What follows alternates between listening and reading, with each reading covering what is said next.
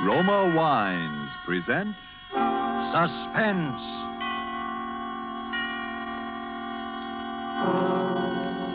Roma Wines, made in California for enjoyment throughout the world. Salud. Your health, senor. Roma Wines toast the world. The wine for your table is Roma Wine, made in California for enjoyment throughout the world. This is the Man in Black, here to introduce this weekly half hour of Suspense. Tonight from Hollywood, we bring you Mr. Orson Welles. Mr. Welles will appear as star of the suspense drama called The Dark Tower, from the play by George S. Kaufman and the late Alexander Woollcott. And now with The Dark Tower, and with the performance of our star, Orson Welles, as that noted actor, Damon Wellington, scion of the celebrated royal family of stage and screen, we again hope to keep you in suspense.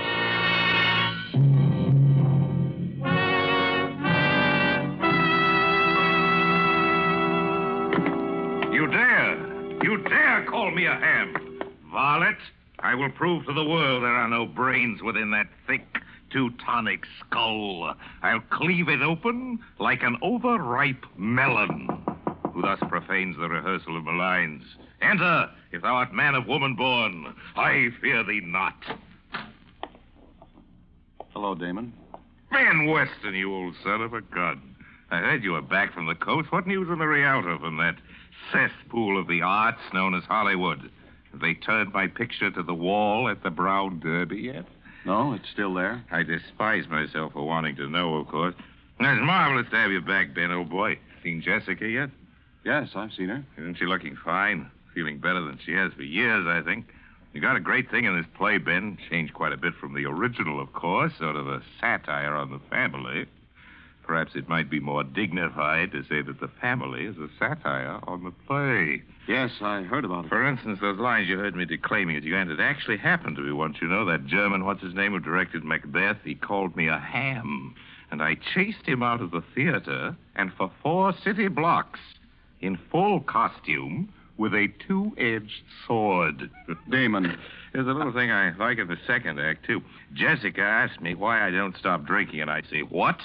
Would you have me subsist entirely on food and reach the gargantuan proportions of an Orson Welles? That ought to needle a boy wonder. Hey, Ben? Damon, can't you stop clowning for a minute? Of course I can. Oh, what a rogue and peasant slave. Damon, please. Please be serious. What's the matter, old man? You know as well as I do what's the matter. No, frankly, I can't say that I do. To me, the world looks rather well. Does it? And Jessica feeling better than she has for years, is she? Well, isn't she? Of course not. How could she be? And why shouldn't she be? Damon, don't you realize there's been a murder? Oh, to be sure, so there has, and a good thing, too, if you ask me. What of it? What of it? Can't you see the thing is hanging over this house like a curse? I hadn't noticed anything hanging over this house, profane or otherwise. And what about Jessica? Oh, I suppose it's bound to upset her a little, but she's really in fine shape, Ben. He's going to be marvelous in this play. There's more at stake in this than a play, Damon. The thing has never been solved. Perhaps it never will be. Perhaps that's just as well. But Jessica can't remember, don't you understand, Damon? She can't remember. Well, then, Jessica can't remember. Listen to me, Damon. I wouldn't mind it if it was just that other people thought she might have done it. But they would do that anyway. But she does. Oh, come on, Ben. I don't believe it. I've talked to her, Damon. I know. Oh, Damon, I love Jessica more than anything else in the world. You know that. Yes, Ben, I do. But this way, I couldn't. You couldn't marry a murderess? Huh? I just think it'd be rather exciting. Now that you mention it, I rather wish I had. Instead of some of those I did marry. Damon. I'm sorry. Pretty serious to you, isn't it, old man? Did you think it wouldn't be? Well, to tell you the truth, Ben, I hadn't thought about it at all. That's the trouble with being an actor. As long as your part's good, you don't give a hang about the rest of the play. Have you told Jessica? Yes, we had a long talk. How did she take it? You know Jessica. She carried it off, of course. Ben, you know, in spite of all our histrionic bickering, I'm rather nuts about Jessica myself. I know you are, Damon. I have no very fundamental objections to you either. I would describe you, my dear Benjamin, as adequate. Thanks. So I think perhaps you and I'd better have a nice, long, heart-to-heart talk. What good will talking do? I think if you'll do the listening and let me do the talking, you'll see. Lend me your ears. I will a tale unfold.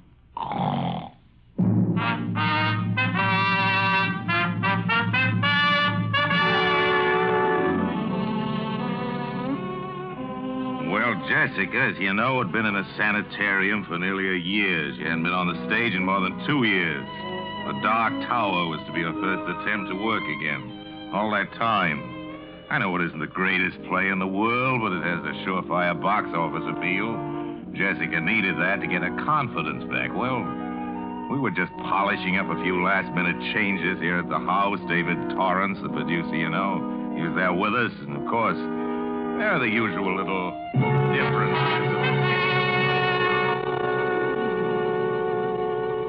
And another thing, Damon. When you kick me in the middle of the second act... Where? You know perfectly well where. Is it absolutely essential that you boot me halfway across the stage? What do you want me to do? Pull my punches? That's one of the high spots of the show. It may be a high spot to you, darling, but it's just a black and blue spot to me. Very well. Henceforth, I shall appear for the second act on crutches. You know, Uncle David, that's not a bad idea. Oh, now, Damon, let's be serious. There's a lot of work to do. I'm quite serious. I could throw him at her. You might try throwing me a cue once in a while. It's the use of having a play if you just make up the lines as you go along. The critics thought my ad-libbing very witty, remember, dear? Oh, Damon, you're such an insufferable ham. A ham? A ham? Me? A ham? Now, children, please. I fail to see why I should permit that little minx to insult me with impunity, David. How dare you speak to me that way? You started it. I did not. You started. You called me a ham. You are ham, ham, ham. Minx, minx, minx! Stop that brawling. But soft. What light through yonder window breaks? It is the east, and Martha is the sun. I quite agree. What? That you're a ham. Gad, I am beset by harpies. David, haven't you any control over these hirelings of yours? Oh, I'm only the producer, my dear Martha. You at least are a member of the family. And you at least can quit. We're terribly sorry, Aunt Martha. We've been a nuisance, I know, and I apologize. Damon, I even apologize to you. Don't be silly, Jim. I've been much the worst, I know, but I've really been terribly keyed up working again, and you know, Ben is coming east for the opening. Love rears its ugly head. Don't be hurried, Damon. It's all right. I couldn't even be angry if he was. Anyway, I'll have a husband to protect me by this time next week. I can lick him with one hand tied behind me. Damon, seriously. I know I owe you an awful lot. Me? I hadn't actually realized how far I'd gone. These last 6 months have been like coming alive again. The play and Ben.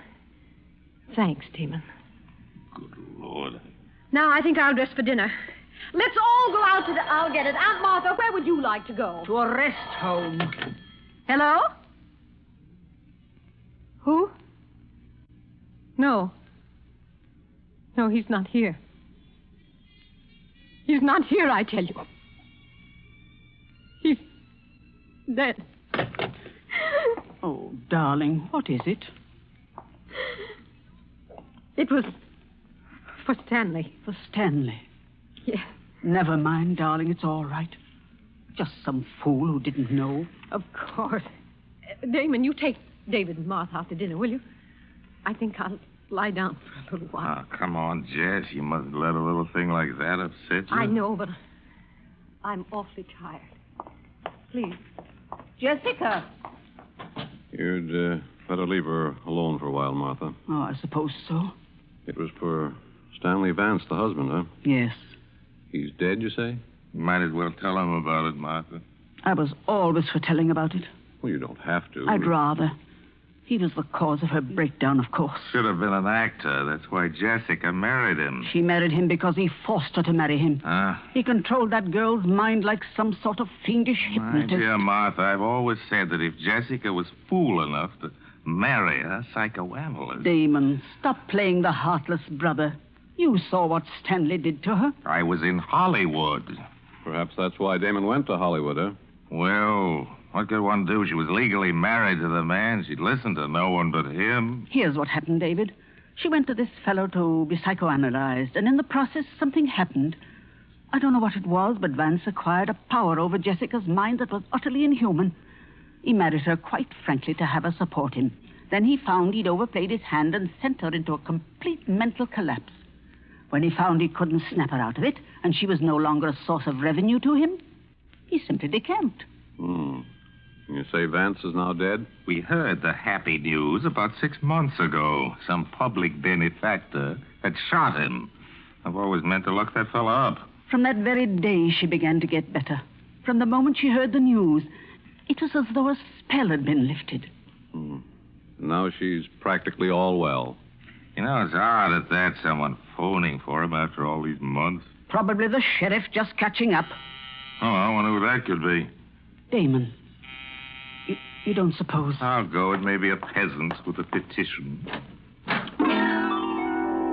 Good evening. My dear Martha, you are positively psychic.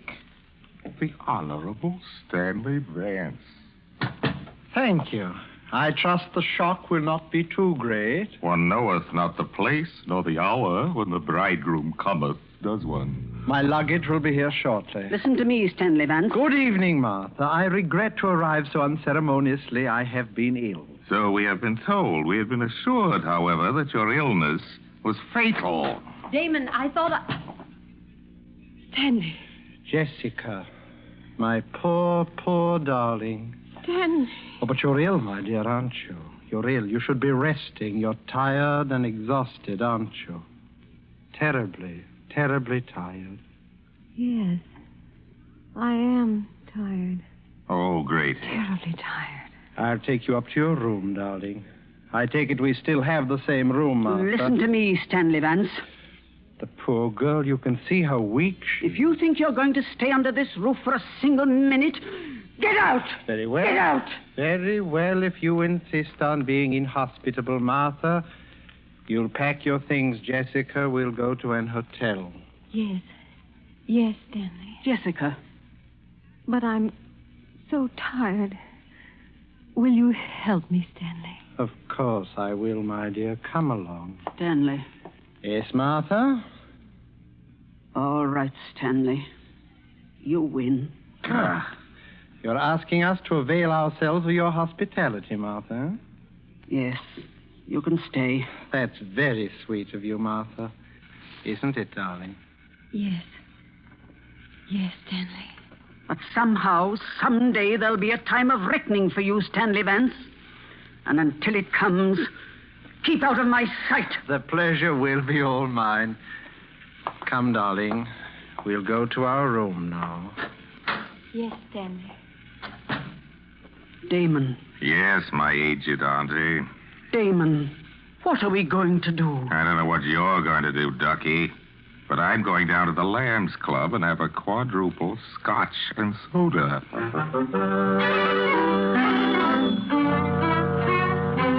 You may think it heartless of me, but during the next few days I simply stayed away. I think you'll understand my reasons later. As for Jessica, she was, of course, completely in his power again, and about a week later there appeared upon the scene a gentleman who was destined to play a very substantial role in our little drama. I think you've already met him, at least on one occasion. I'll get it, Jessica, darling. Hello? No, Mr. Damon Wellington isn't here. Can I take a message, please? Mr. Max Hartsfeld. Hartsfeld. I'll tell him you called, Mr. Hartsfeld. I really couldn't say. Well, you can come up and wait if you like, of course, but I can't promise he'll see you. Very well, goodbye. Jessica? Yes, Stanley. Do you know any friend of Damon's named Max Hartsfeld? No, Stanley. He seemed extremely eager to see him. He said he'd come up here and wait. Oh, I see. That's no matter. Tell me, darling, have you been feeling a little stronger these last few days? Yes. I think perhaps I am, Stanley. But of course, you're not ready to go back on the stage again, are you, darling? No. Of course not, Stanley. Poor darling. No more love, no more. Well, my little lovebirds, how are you two? How are you, Jessica? A little stronger, I think. Am I a little stronger, Stanley? Of course you are, my dear. Jessica, I think you'd better leave us now. There's something I want to talk over with Damon. Yes, Stanley. I'll see you again very shortly, darling. Yes, Stanley. Well, Damon, I've been wanting to talk to you for some time. Really, I wish I could say the same.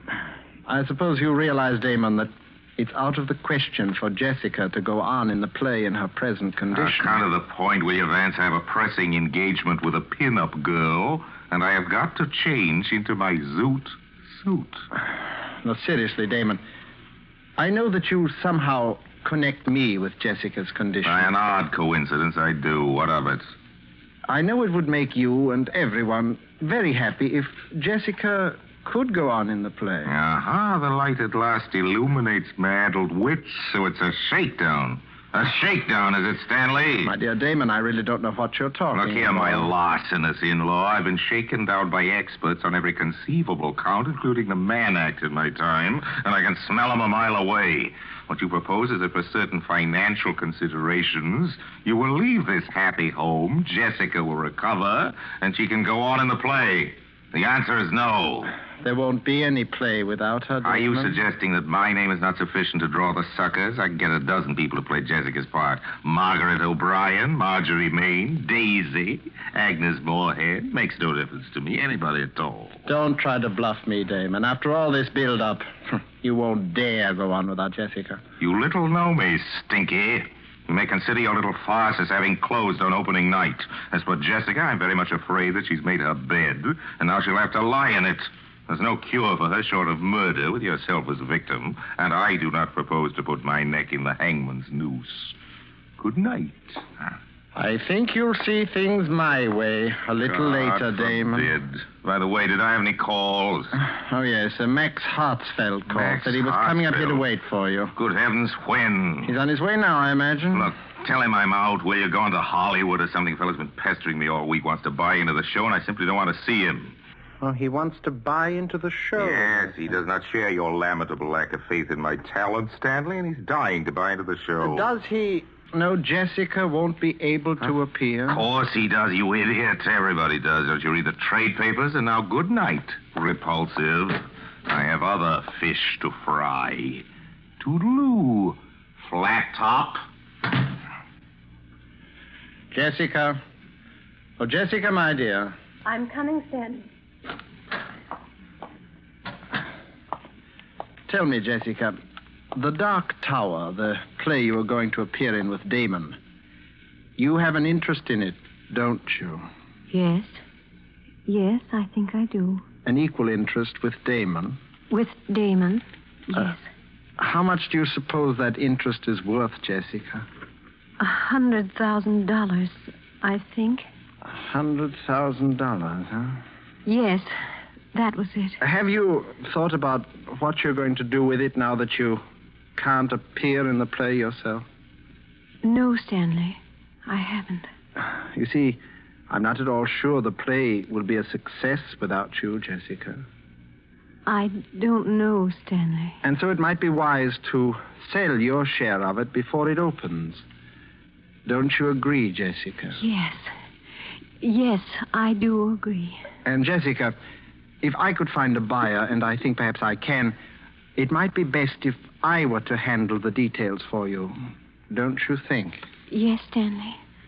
You handle it. The fact of the matter is, there's a man coming up here this evening, a friend of Damon's, Max Hartsfeld. Do you remember I asked you about him? Yes. It won't be any trouble to you, darling. All you'll have to do is sign the necessary papers. Oh. Excuse me. Is this the residence of Mr. Damon Wellington? Mr. Hartsfeld. Yes. Oh, come in, please. Thank you. Mr. Mr. Wellington is at home? No, and we don't expect him, but he's discussed with me the reason for your visit, and I think perhaps you and I can reach a satisfactory agreement. And you are... Stanley Vance. I'm Miss Wellington's husband. This is my wife. How do you do? How do you do? I beg that. Sit down, please, Mr. Hartsfield. May I have your hat and coat? Thank you. And your gloves, please. I'm sorry, it's eccentricity. Perhaps I always keep them on. Oh. Now, Mr. Hartsfield, Damon tells me that you wish to buy an interest in the new Wellington play, The Dark Tower. Yes, I've been seeking an interview with Mr. Wellington. Yes, so he's told me. However, Damon has very definitely made up his mind not to sell any part of his interest in the play. You are sure of this, Mr. Vance? Oh, yes, quite sure. I had a long talk with him about it only this evening. See, I will not conceal from you that this is a source of great disappointment to me, Mr. Vance. I have such a deep admiration for the talents of Mr. Wellington. I'd ventured in a few previous theatrical enterprises. Now, at last, I hope... I quite understand your feelings, Mr. Hartsfield, and I think that I may be able to help you. Yes? Yes. You see, Damon owns only half of the Wellington interest in the play. My wife, Miss Jessica Wellington, owns the other half. And we, if the offer were sufficiently attractive... Indeed. You are willing to sell then, Miss Wellington? Yes, whatever Stanley says. Good. Then perhaps we should get down to detail, no? Yes, Mr. Vance. And Miss Wellington, I'm afraid you will think me very rude. Not at all. What is it? Since the talents of Miss Wellington's brother must be considered the very essence of our bargaining, and since you are acting as her agent in any event, I wonder if she would forgive me if I ask that you and I conclude this part of our business alone, Mr. Vance. Oh, of course. Jessica will understand perfectly. Won't you, my dear? Yes, Stanley. Run along then, darling. I'll call you when we need you. Yes, Stanley. Now, Mr. Vance, I imagine you will wish to know a little more about the man with whom you are dealing. Here's my card. I'm staying at the Waldorf. I've written the room number on the card for you. Oh, there's no need, really. Yes. But before we discuss terms, there is one other thing. Yeah? I wonder... You do not know me, do you, Mr. Vance? Know you? You do not know why I've been looking forward with such pleasure to an interview with you? Alone. I know, It is very simple. It's very simple, really, Mr. Vance. It's just that I'm going to kill you. To kill me? Really, Mr. Hartsfield? With these two hands. And before you die, I want you to know the reason. Jessica. No.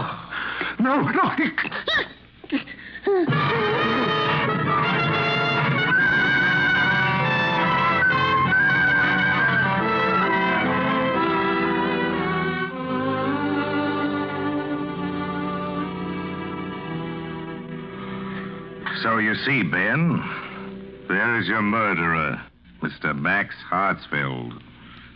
And I hope you're duly grateful to him. An elusive fellow, Hartsfield. The police have been trying to find him for 2 weeks. They never will. Left no fingerprints, you see. He always kept his gloves on. It's an eccentricity. Damon. An eccentricity. Wait a minute. Do you mean you? My dear Muttonhead. Listen, darling, the whole thing's perfectly clear. It's as plain as the putty nose on Max Hartsfield's face. I still can't get it into my head. Benjamin, if you don't know who Max Hartsfield is by now, you are the only person within the sound of my voice who does not. You mean you impersonated... Then it wasn't Jessica. Jessica? She never could have done it. The girl has talent, but no genius. But Damon, murder. Murder, he says. Dear friend, you share with me a guilty secret. Your lips are sealed. Come. In the words of Hamlet, never, so help you mercy. Note that you know aught of me. Swear by my sword. What? Swear! I swear. Well said, old mole. Well, I think that winds up the case, Watson. Jessica will receive by registered post a signed confession by Max Hartsfeld, bound in vellum. That should end her worries. You may consider it as my wedding present. It will be a work not without literary merit, although written lefty. I should prefer it to be published posthumously. I look forward to a long and brilliant career in the theater. I should not care to terminate it abruptly upon so paltry a characterization as the late Max Hartsfeld. Music. Curtain.